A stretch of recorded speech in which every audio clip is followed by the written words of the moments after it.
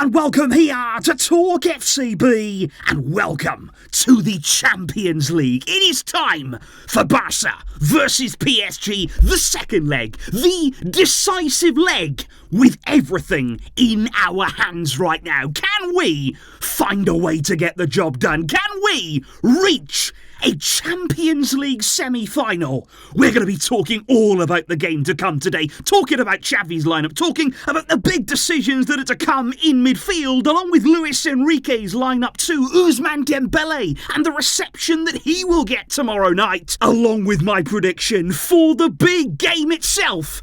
It is all on the way. Get yourself ready.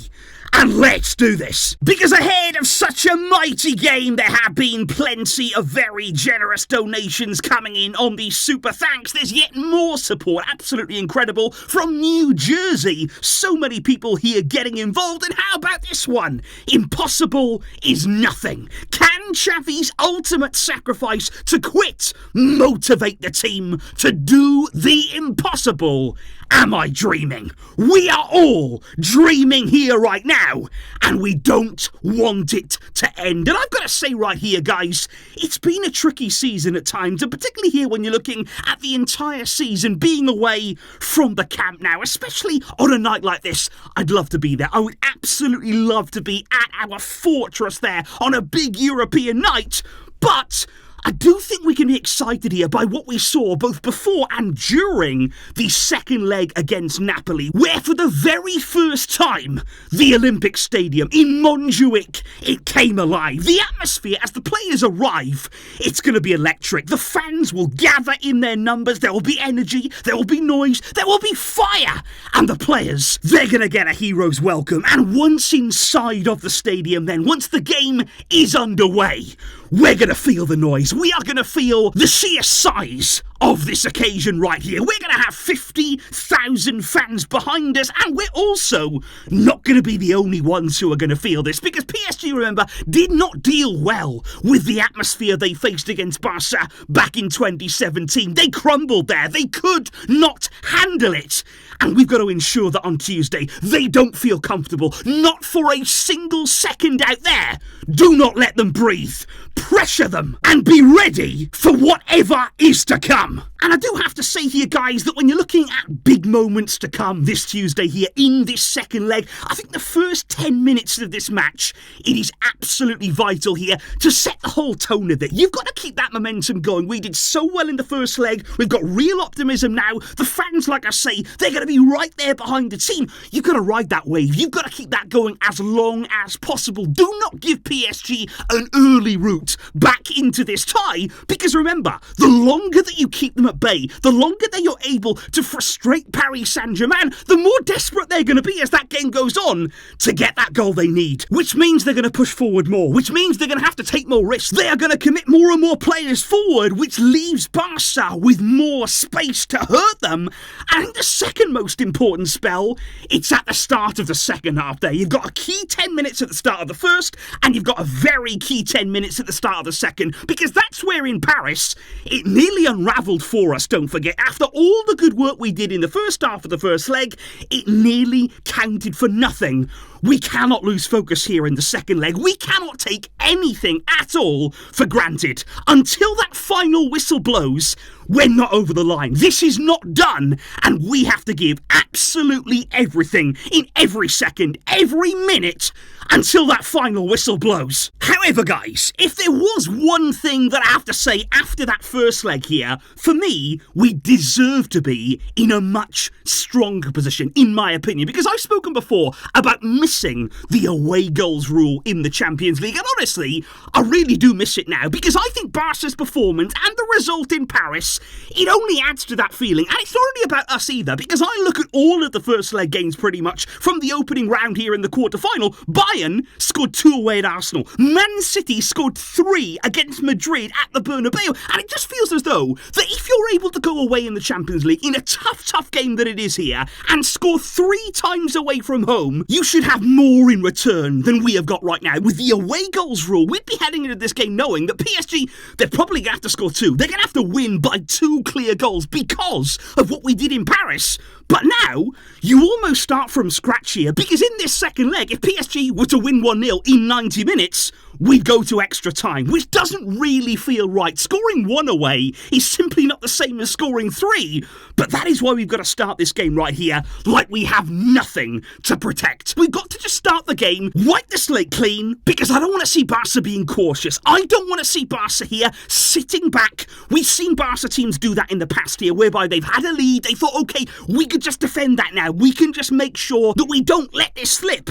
That's not the mentality. We have to come out here and win this game again. We were able to beat PSG in their home stadium, and we are very much capable of doing it now in ours. So let's go out there and let's do it. And of course, guys, on Tuesday, it is a very big night, not only for the Barcelona players, but what about Xavi Hernandez here in what may turn out to be his final season as the coach? He has the opportunity to take us to the Champions League semi-final. Of course, he's always asked, are you going to reconsider your decision? Are you still going to be leaving at the end of the season? Even after all of this, and after the first leg win against PSG, Xavi said, the decision that I made to leave is the right one. He said, it has given a peaceful mind to the club, to me, and to the whole environment. He said, it's good to know that my time at the club has an expiration date. So Xavi right here, he still maintains he is going to be leaving, and he believes that actually the decision that he's made, the way that he's communicated it, has actually allowed us here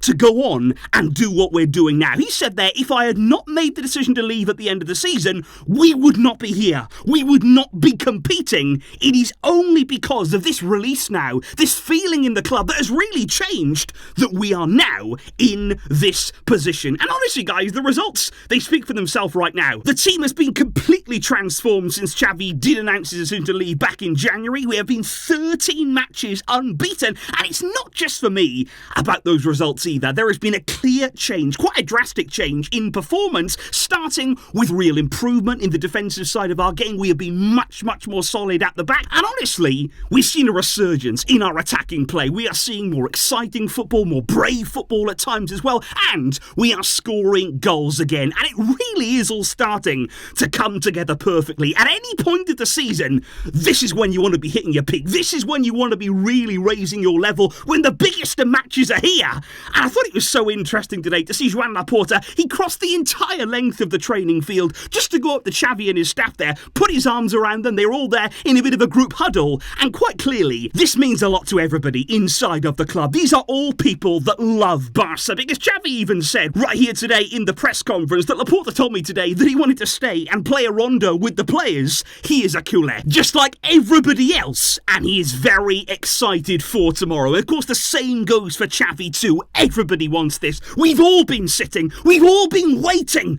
for this Barca to appear.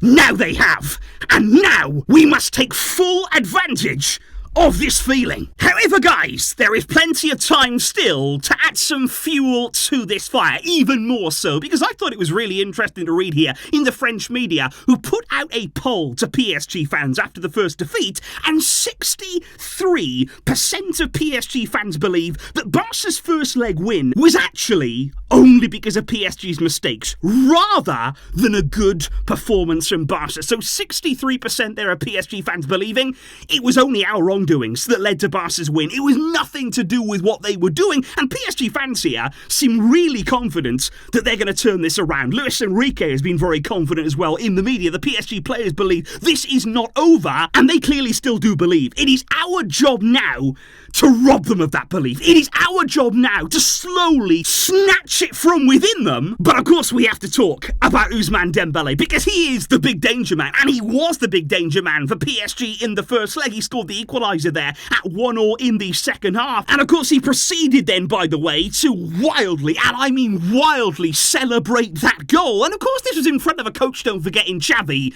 that always believed in him. Nobody believed in Dembele right throughout his entire career as much as Xavi did. He was incredibly patient with him. He really did look after him in every single way, and to do that there, to celebrate in that kind of manner, that's really riled everybody up, because I've got to say, Barca fans were already frustrated frustrated with Dembele because of the way that he left the club. Again, after all of that support from Xavi, after all the support from the club, to then go and turn your back at the first instance and join PSG in a cut price deal, Barca fans were not happy with that. Now, though, after that celebration, there's full-on anger inside of the club. And he has been booed, don't forget, by Barcelona fans before. What is going to await him on Tuesday? What kind of reception is he going to get? Not only at the start of the game, but every single time that he touches the ball. I don't think anything is going to prepare him for that. And I don't think anything is going to prepare not only him, but every PSG player for what awaits them. This is going to be a monumental battle. Which does bring us on then to the two team selections then. Let's start with Paris Saint-Germain, because Dembele's positioning is going to be really interesting in this second leg right here, because obviously he did most of his good work there, most of the damage when he was in a central area there, closer to Kylian Mbappe, with Barcola on the right-hand side. But I think from PSG here, we're going to see them very fluid in that front three. Maybe Dembele will appear in central areas, and Mbappe, of course, can go in there as well, and Barcola. So we've got to be wary of where these PSG players are going to pop up. Where are those runs going to come from? And that's what I'm talking about here, about being aware, being focused at all times, because you can't switch off. Because in that one instant, somebody can make a run, somebody there can peel off, they can move into a different area of the field, and you've lost them. And the game could be gone in that instant. And I also think certainly in this game, Zaire Emery, brilliant young player there for PSG, he's going to be starting this time around. I think Luis Enrique regretted not starting him in the first leg. He is a big player for them. Vitinha can be dangerous as well from midfield, and certainly, like we spoke about yesterday in the tactical preview, Hakimi at right back. That's a big inclusion there for PSG. We have to watch out for him. We've got to look for the spaces when he goes forward as well. That is going to be absolutely vital. And then, of course, we cross over to Barca, because I would actually say right now that 10 of the 11 players in this game, they're locked in. They are 100% guaranteed there. It's going to be the same backline. It makes absolutely no sense to change that there. Koundé, Araujo, Kubasi, and João Cancelo. Big performance we need again from Cancelo on that left side. In midfield, I think Pedri there will come in and replace Roberto, Gundogan, and Frenkie de Jong. From what we're hearing, those two are going to be more withdrawn. It's going to be more of a double pivot there between Frenkie and Gundogan. So Gundogan might not be as high up the field as we've seen him in some recent games, with Lewandowski and Raphinha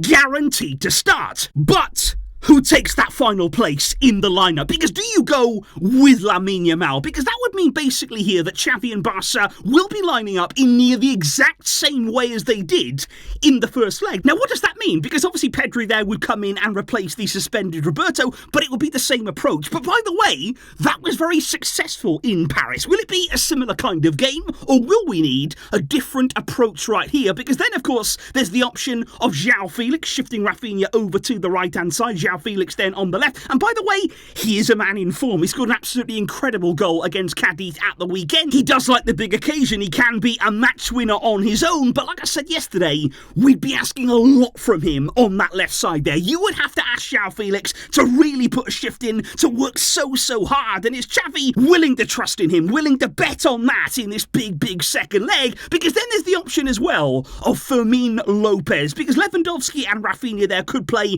as the attackers.